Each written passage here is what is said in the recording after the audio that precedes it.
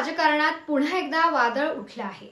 मनसेच्या पक्ष मान्यतेवरच आता प्रश्नचिन्ह उभं राहिलंय आणि हे सर्व घडलंय राज ठाकरे यांच्या एका भाषणानंतर। नेमकं असं काय घडलं राज ठाकरेंच्या भाषणानंतर तेच आपण या व्हिडिओच्या माध्यमातून पाहणार आहोत। नमस्कार, मी सुचिता स्वागत करते इब्लिशच्या या विशेष व्हिडिओमध्ये। मंडळी, गुढीपाडव्याच्या दिवशी झालेल्या मेळाव्यात राज ठाकरे यांनी मराठी भाषेसंदर्भात मोठी घोषणा केली। त्यांनी मनसैनिकांना बँका आणि खासगी संस्थांमध्ये मराठी वापरलं जातंय का याची तपासणी करण्याचे आदेश दिले।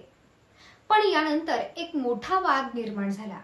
उत्तर भारतीय विकास सेनेचे अध्यक्ष सुनील शुक्ला यांनी सुप्रीम कोर्टात याचिका दाखल केली। या याचिकेत राज ठाकरे यांच्यावर परप्रांतीयांविरोधात सतत चिथावणीखोर वक्तव्य केल्याचा आरोप करण्यात आलाय। त्यांचं भाषण हे निवडणूक आचारसंहितेचा आणि भारतीय संविधानाचा भंग करतं असा दावा याचिकेत करण्यात आलाय।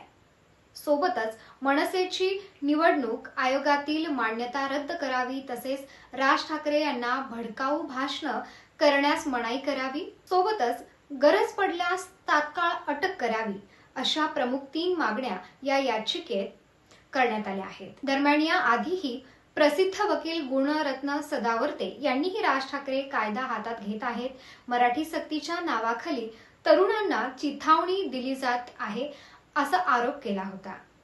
त्यामुळे की काय आता ही याचिका केवळ कायदेशीर नाही तर राजकीय दृष्ट्याही खूपच संवेदनशील ठरते। निवडणूक आयोग काय निर्णय घेतो, न्यायालय कोणता आदेश देतं याकडे संपूर्ण महाराष्ट्राचं लक्ष लागलेलं आहे। राज ठाकरे आणि मनसे पुढे काय पावलं उचलणार आणि या सगळ्यातून कोणता नवा वळण येणार, महाराष्ट्राच्या राजकारणात हे पाहणं महत्त्वाचं ठरेल।